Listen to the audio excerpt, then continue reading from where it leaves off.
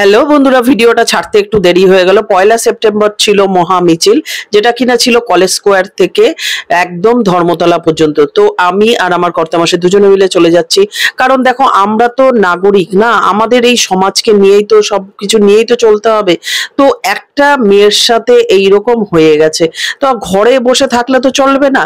তো অনেকেই বলে যে কি হবে কি হবে গিয়ে, হ্যাঁ। তো এই করতে করতে কিন্তু মানুষ শেষ হয়ে যায়। কি হবে না কি হবে সেটা পরের কথা। তো আমাদের যেটা দাবি ছিল, আমাদের যেটা দাবি আছে যে জাস্টিস, আজকে প্রায় 1 মাস ক্রস করে গিয়ে আজকে কত দিন হতে চললো, আজকে প্রায় 7-8 তারিখ হতে চললো, এখনো পর্যন্ত কিন্তু জাস্টিস হলো না। আর এইটা দেখো, আমরা গেছি মেডিকেল কলেজের একদম ভেতর দিয়ে গেছিলাম কলেজ স্ট্রিটে, আর প্রচুর প্রচুর লোক হয়েছিল। আমি তো মনে করি যতদিন না জাস্টিস আসছে এইরকম মহামিছিল আরো হতে থাক, আর এইরকম যদি হতে থাকে তবে যদি টনকটা নড়ে বসে।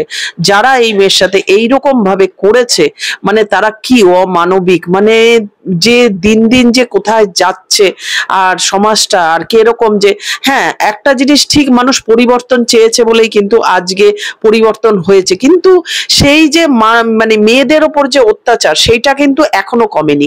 মেয়েদের ওপর অত্যাচার কিন্তু সেই হয়েই আছে, মেয়েদের ওপর ধর্ষণ, রেপ, শ্লীলতাহানি কিন্তু এগুলো চলেই যাচ্ছে। তো জানি না ভগবান এগুলো কবে মানে উঠিয়ে নেবে এই পৃথিবীর ওপর থেকে, কারণ প্রত্যেক কটা মেয়ের স্বাধীনতা আছে। আর তোমরা দেখতেই পাচ্ছ আজকে সব মেয়েরা স্বাধীন, আজকে কিরকম ভাবে হাতে ফ্ল্যাগ নিয়ে, আর সবাই কিন্তু বলছে একটাই কথা, উই ওয়ান্ট জাস্টিস। কবে পাবো আমরা জাস্টিস? আমরা কিন্তু এই জাস্টিস করতে করতে কিন্তু এগিয়ে যাচ্ছি, তবুও কিন্তু কারুর মুখে ক্লান্তি নেই, মানুষ এগিয়ে। আমরা যেতে যেতে ধর্মতলা পৌঁছে গেছি। এই যে দেখো, আমিও যেন একটা, আমার ভেতরে যেন একটা কি হচ্ছিল যখন আমি বলছিলাম যে জাস্টিস চাই জাস্টিস চাই, আমারও যেন ভেতরে থেকে একটা আওয়াজ আসছিল।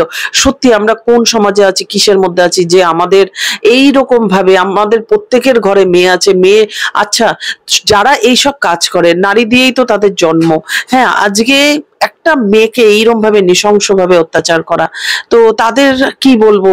মানে আমি আগেও একটা কথা বলেছিলাম, ওই যখন আমি ভিডিও বানিয়েছিলাম, যে এই রকম যারা করে তাদের কিন্তু যেটা হচ্ছে বাড়ির শিক্ষা, বাড়িতে যে শিক্ষাটায় তারা শিক্ষা মানে হয়, তাদের সেই শিক্ষা থেকেই কিন্তু তাদের যে আসল ভেতরের যে শয়তানের রূপটা কিন্তু বেরিয়ে আসে।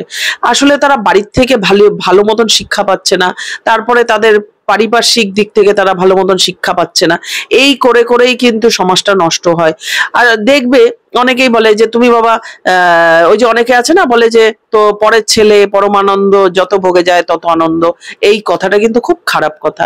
দেখো আজকে ভোগে যেতে যেতে না কি হয় বলতো, দেখা যাবে যে নিজের সন্তানই ভোগে চলে গেছে।